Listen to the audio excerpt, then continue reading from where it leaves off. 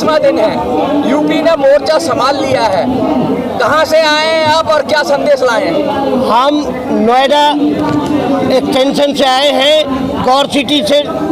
मैं अनिल कुमार तिवारी, एक sergeant air force से रिटायर होकर के अपनी जायज़ मांगों को जनता के सामने, मीडिया के सामने पेश करने के लिए हाजिर हूँ। एयरफोर्स की बात करें सर, आप कहां से आए हैं और कौन सी फोर्स में थे आप?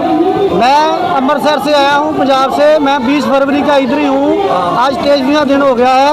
हमारी जो मांगे हैं वो एक रैंक एक पेंशन की है, अपनी एमएसपी की है और डिस्टेबिलिटी पेंशन की है, विडो नारी वीर नारी की हमारी मांगे हैं। जो भेदभाव है उनके लिए हम लगातार धरना प्रदर्शन करेंगे जब तक हमारे को कोई इंसाफ नहीं मिलता। ये कंटिन्यूस डेली धरना चलते रहेगा। पहले पंजाब ने धरना दिया था 10 दिन, फिर हरियाणा वाले, आज कल का यूपी वालों ने इस धरने का जो सारा ले लिया है, सारा जो हमारे से कल से यूपी वाला चल रहे हैं। आप कहां से आए हैं सर, क्या नाम है आपका और क्या सोचते हैं इस धरने के विषय में?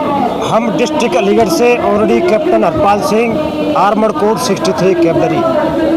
हम इस धरने से अपना हक लेने आए हैं। बलिदानों की कभी मरते नहीं और कोशिश कभी करने वाले कभी हारते नहीं। कोशिश करने वाले की हार नहीं होती। सर आप कहां से आए हैं, मैं आपसे पूछना चाहता हूं? मैं भी अलीगढ़ से आया हुआ हूँ, सूबेदार भरतवीर सिंह मेरा नाम है। क्या लगता है आपको सफलता मिलेगी? हाँ, क्यों नहीं मिलेगी, सफलता क्यों नहीं मिलेगी? मैम आप कहां से आई हैं और जरा परिचय दीजिए। मैं शारदा दीक्षित हूँ, रिटायर्ड प्रिंसिपल। मेरे हस्बैंड एयरफोर्स से जेडब्ल्यू रिटायर हुए हैं। वन रैंक वन पेंशन के पहले लॉट में भी उनको केवल 67 रुपये का इंक्रीमेंट मिला था और अब तो कह रहे हैं तुम्हारी पेंशन नेगेटिव में जाएगी क्योंकि तुम्हें पहले ही ज़्यादा मिल रहा है। तो हम इस बात के लिए विरोध जता रहे हैं कि इस देश में ऑफिसरों को सेम ड्यूटी सेम काम वो करते हैं, उससे ज़्यादा सिपाही करते हैं या हमारे जेसीओज करते हैं, उनको छोड़कर आप अफसरों को खुश करने में लगे हैं। जब बर्फीली रातों में वो बर्फीली चट्टानों में ड्यूटियां देते हैं, जब वो 50 डिग्री टेम्परेचर में सिपाही बंदूक लेकर वहाँ खड़ा रहता है, तब कौन अफसर आता है? तब अफसर आते हैं क्या? उनको 15,000 मिलता है वहाँ के उस पे ड्यूटी पे और हमारे सिपाहियों को 5,000 मिलता है। कितना डिस्क्रिमिनेशन है। 72 में जब ये देश, जब भारतीय सेनाओं का उतना वो था, उतना सम्मान था, आज तो वो सम्मान मिट्टी में मिला दिया है। तब क्या किया था इन्होंने? हमारे जवानों को 75% उनकी तनख्वाह की पेंशन मिलती थी, उसे घटाकर 50 पे ले आए और अफसरों को जो 30% मिलती थी उसको ले आए ये 50 पर। तो इसका मतलब क्या हुआ? इन्हें उन मुट्ठी भर लोगों को खुश करना है। जैसे देश की संपदा मुट्ठी भर पूंजीपतियों के हाथ में सौंपी जा रही है, उसी तरह से हमारे जवानों का हक, हमारे युवाओं का हक, कभी वो इसमें वन रैंक वन पेंशन के नाम पर लूट रहे हैं, कभी वो अग्निवीर के नाम पर हमारे बच्चों को बर्बाद करने पर लगे हुए हैं। तो हम इसके विरोध में लगातार संघर्ष करेंगे। हम महिलाएं अपने बच्चों को कैसे पालती हैं जब हमारे पति जाकर वहाँ पे ड्यूटियाँ देते हैं? सालों साल हमें अपने बच्चों को अकेले पालना पड़ता है। सालों साल हमारे बच्चों की हारी बीमारी, पढ़ाई लिखाई और उनकी शादी ब्याह हम किस तरह से करते हैं? क्या इस सरकार को और इन अफसरों को पता है ये महिलाओं की स्थिति क्या रही है? आज इन लोगों ने आंखें बंद कर रखी हैं। 2014 में इन्होंने कहा था कि हम तुम्हारी मांगे पूरी करेंगे। कितनी मांगे पूरी करी है? उन सबने, हम सबने मिलकर माननीय मोदी जी को जिताया था और आज उसके बदले में हमें सड़क मिल रही है। आज हमें यहाँ सड़क पर फेंक दिया गया है। तो ये किस तरह का राज है? ये किस तरह की फौजियों के नाम पर वोट मांगने की नीतियाँ हैं? कभी पुलवामा होता है, हमारे जवान मारे जाते हैं। आप बताइए, आप एक पॉलिटिकल हो रहे हो आप ऐसे? नहीं। एसपीसी के अंदर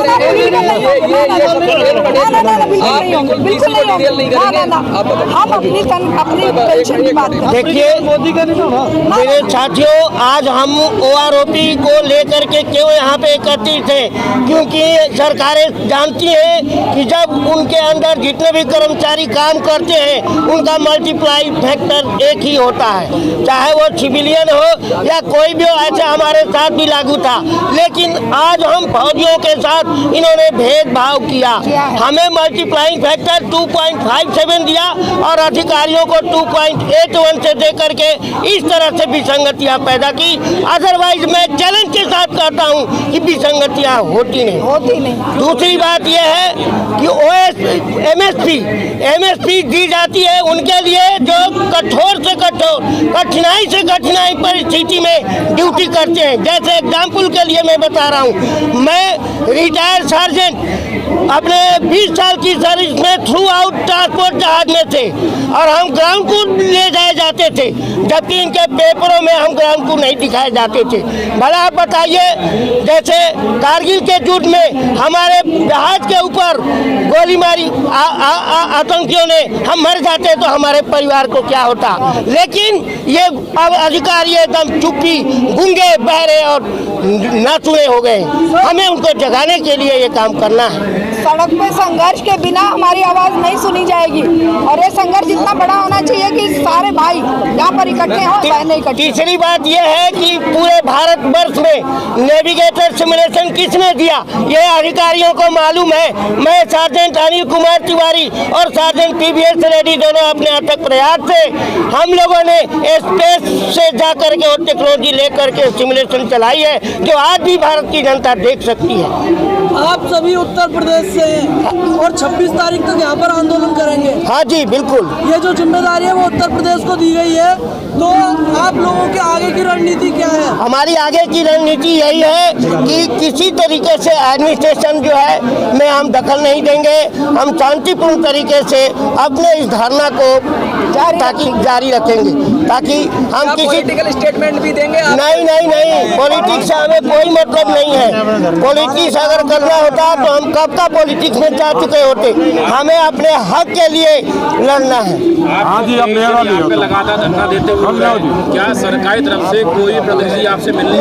नहीं, सरकार ने अभी तक कोई भी प्रतिनिधि नहीं भेजा, बल्कि हम अपने दूसरे माध्यम से सरकारों तक ये खबर हम पहुंचाने की कोशिश कर रहे हैं। क्या लगता है सरकार तक आपकी मांग पहुंच रही है, आवाज पहुंच रही है, नहीं पहुंच रही है? देखिए, ये जो है ना, आप ध्यान करके सुनिए। अगर हमारी मांगे जायज है तो सरकार को हम झुका के रहेंगे। इसके लिए चाहे हमें मरना पड़े, हम अपने जब वहाँ पे